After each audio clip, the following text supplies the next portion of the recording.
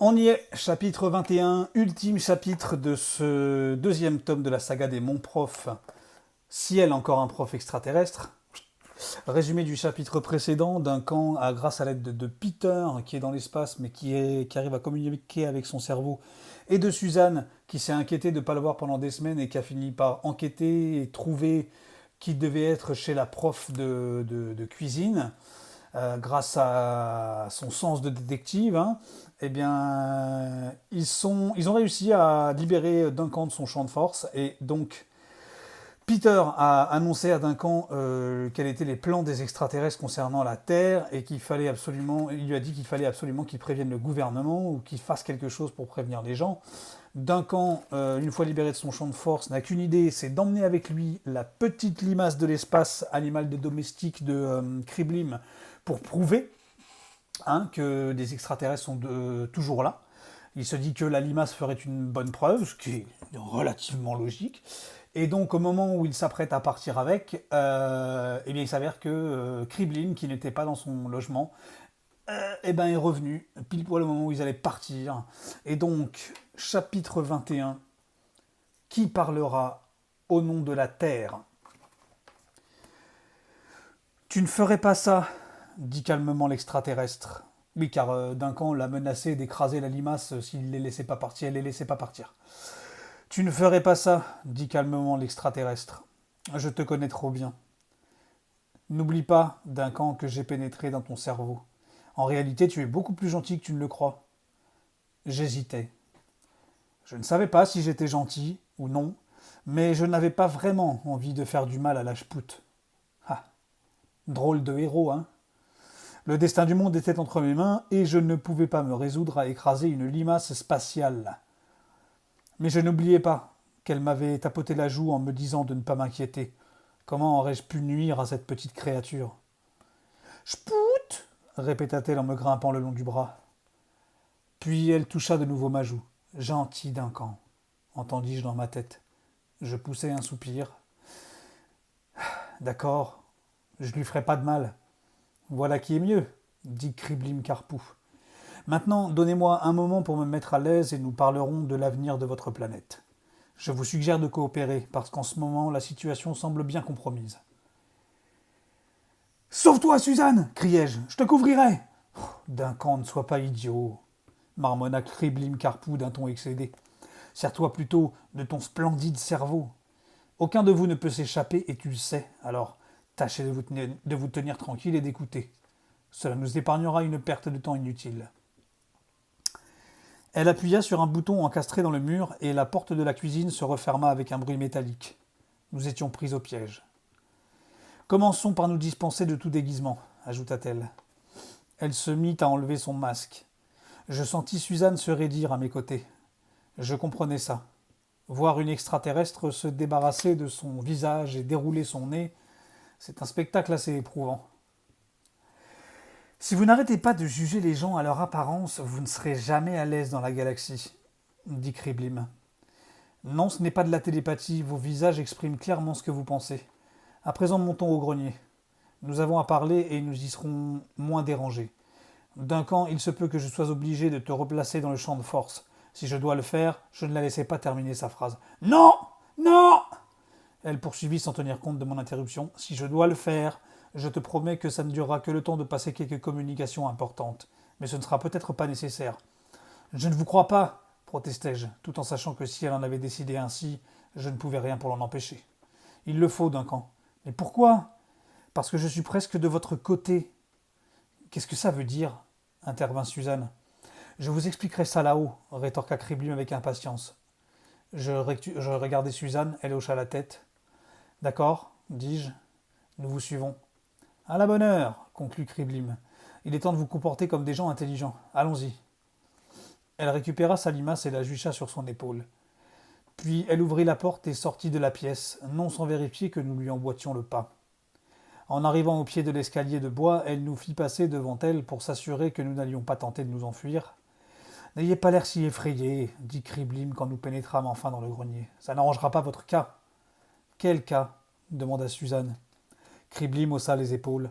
Le cas que vous devez défendre devant le Conseil interplanétaire.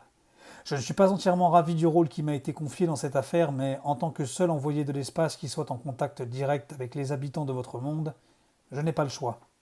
Dieu merci, j'ai quelqu'un pour m'aider. Je ne comprends toujours pas, murmura Suzanne.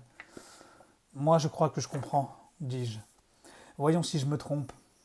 La Terre pose un problème aux membres du Conseil interplanétaire. Ils ont 4 options. Nous envahir, nous pulvériser, créer un blocus autour de nous ou nous laisser en paix.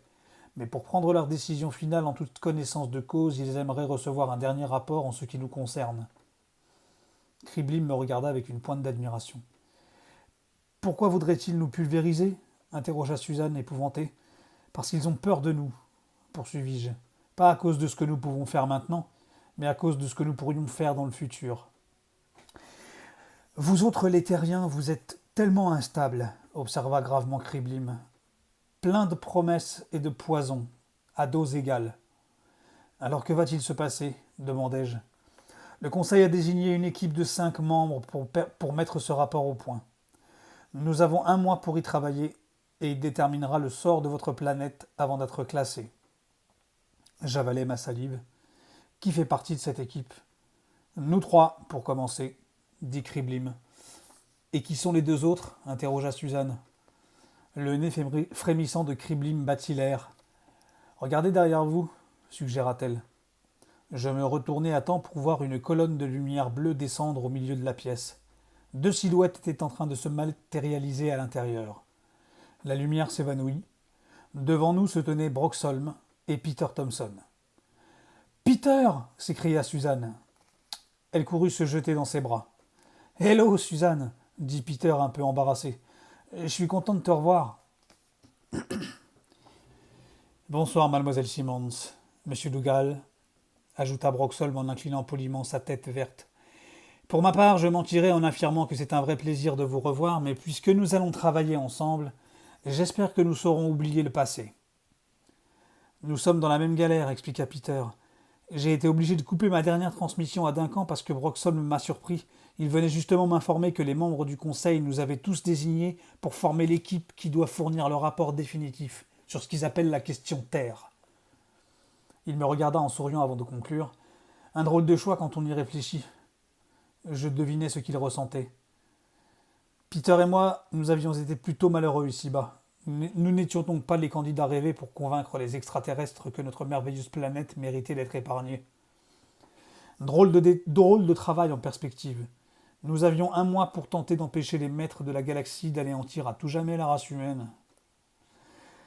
Mon cerveau réfléchissait à toute allure, associant déjà les idées, les images. La tâche me paraissait insurmontable. Je sentis affluer mes larmes, et je jetai à Kriblim un regard plein de reproches. « Pourquoi vous m'avez fait ça ?» lui demandai-je. Elle ferma les yeux, du moins ne garda ouvert que son 3e œil qui me dévisageait, me transperçait presque. « Je ne t'ai rien fait, Duncan. Je t'ai lancé une invitation et tu l'as acceptée. Après tout, personne ne te forçait à poursuivre les séances de stimulation. Tu as agi volontairement, ne l'oublie pas. »« Venez, » interrompit Broxholm. « Le conseil nous attend pour nous donner des dernières instructions. »« Où ça ?» s'étonna Suzanne. Peter lui montra le plafond d'un signe de tête. Je compris ce qu'il voulait dire. Nous avions rendez-vous là-haut, dans l'espace, et nous nous apprêtions à nous y rendre. Obéissant aux directives de Broxholm, nous nous plaçâmes au centre de la pièce. Il me tardait, à présent, d'être submergé par la lumière bleue qui allait me soulever, m'emporter bien loin de la planète sur laquelle j'étais né, jusqu'à un vaisseau spatial venu des étoiles. Je tendis les mains. Peter m'en prit une et Suzanne l'autre. La lumière bleue se mit à scintiller autour de nous. Je me sentis happé, aspiré dans l'espace. Ce mois d'octobre promettait d'être intéressant. Et voilà, c'est la fin de ce 2e tome de la saga des Mon Prof. Bien évidemment, je vais pas laisser ça comme ça. Je vous retrouve très très prochainement pour le 3e tome.